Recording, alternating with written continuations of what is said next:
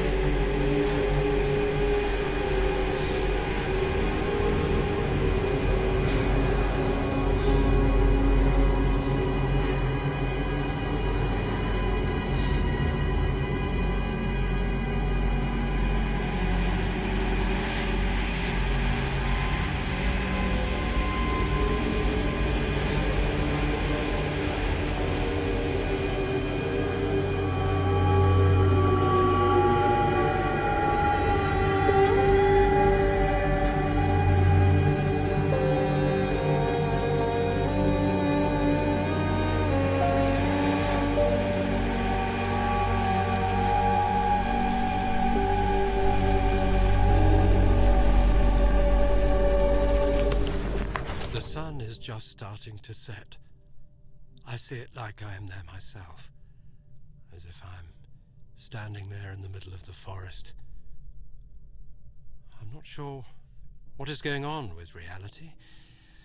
I'm writing with my own blood on a tree. My own name. Anton. No, not mine. His. The sun is just starting to set. Orange mist. Orange mist all around. I see their bodies coming out of the woods. I hear a scream. A horrific scream of terror. Is that my voice? I think it is. Where's Anton? Where did he come from? How did he get in? The sun is just starting to set. He's in me. He's in my head. He's coming in through my eyes. The eyes are windows to the soul. He has no soul. Where is Anton? I am dropping in a bottomless abyss, falling into the past. Dead and rotting hands are catching me on my way down. I can feel them whisper into my ear. Now you are ours. You will never leave us. I'm calling him. I'm calling Anton. Where is Anton? I don't know. I see nothing. My eyes are overflowing with blood. I have to escape. I have to run away. I have to start running. The sun is just starting to set.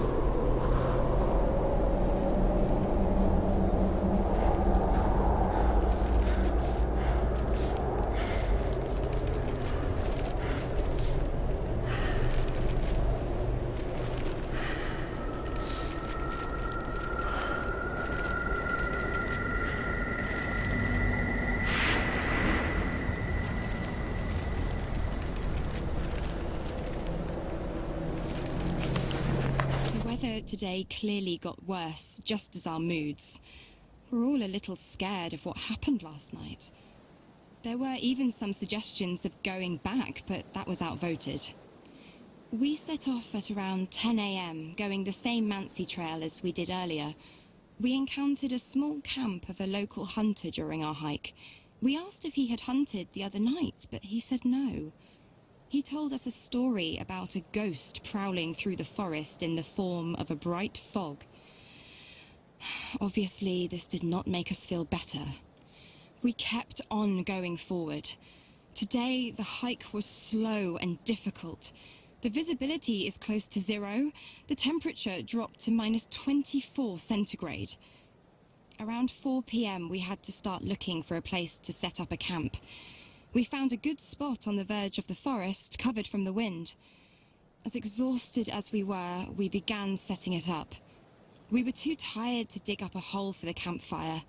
We ate dinner in our tents. We had no strength for any discussions or thoughts.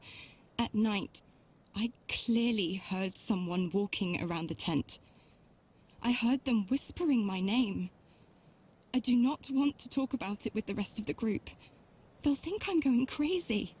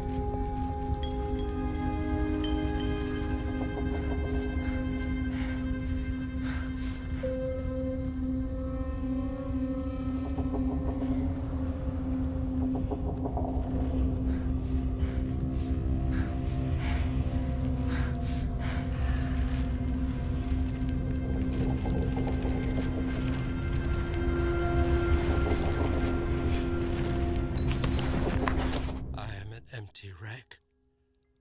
Made in his image, but not alike. A servant, obedient to one master. My body is a shell, and I am ready to absorb him. Now I see the plan. I see the magnitude of devastation. The Creator summons me, and I want to be his food. I am humming his tune. I am looking at the world through his eyes. I drink the blood of his enemies and taste the rotting bodies. I feel the sin sprouting under my skin. I hear screams in my head. I hear them calling me. I hear the calling of the ones that through him have already found their eternal shelter. Free them, my lord! Free them, and take me instead! Fulfill your revenge at the hour of my death! An army of angels comes out from the orange light. Their song is made of one powerful voice. I feel their presence, their twisted faces, their black eyes drilling into my consciousness. They demand to finish the work. Oh, his presence is overcoming me. So poor and defenseless. What have they done to you? What harm? There is a place. You were there, and so was I. A huge gate, and the Creator hidden behind it. Only those few who touched him could understand, but you could. You understood, and I understood through you.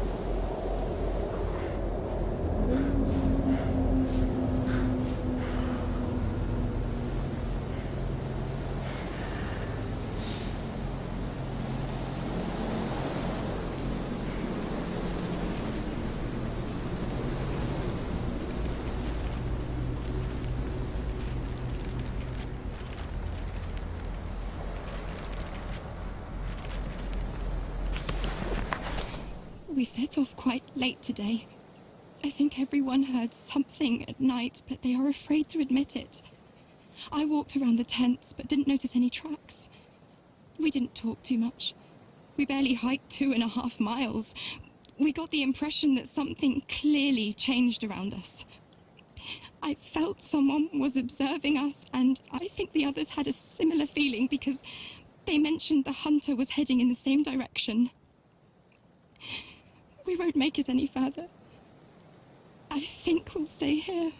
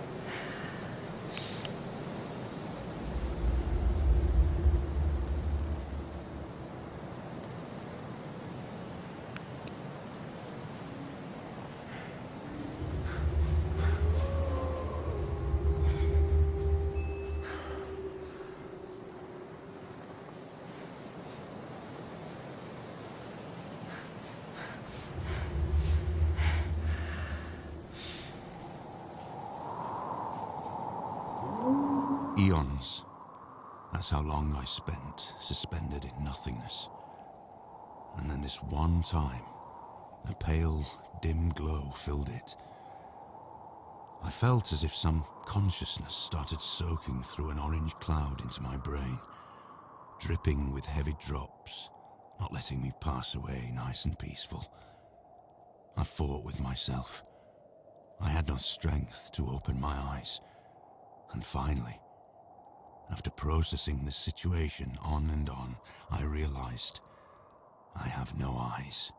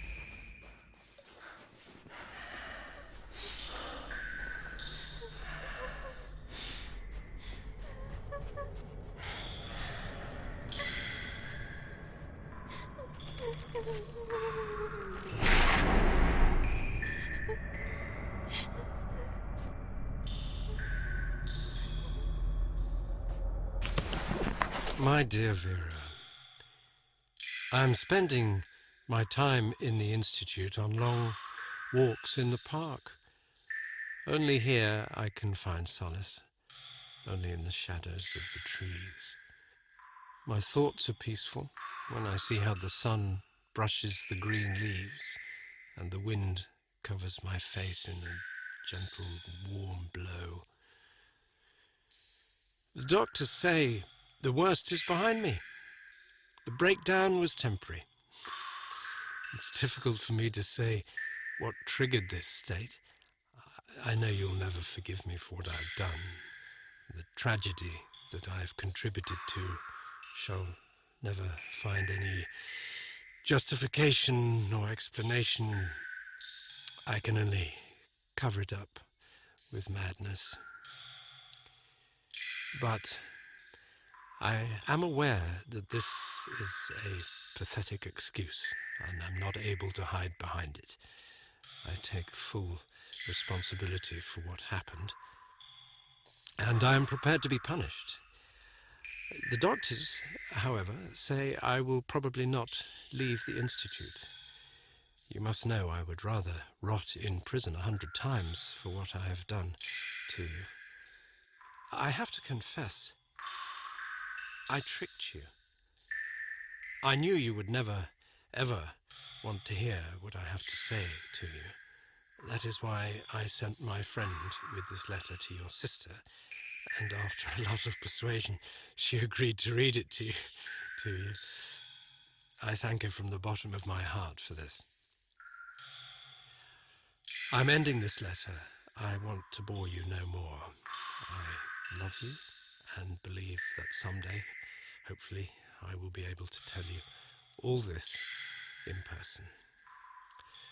Luckily, my friend Anton is by my side at all times.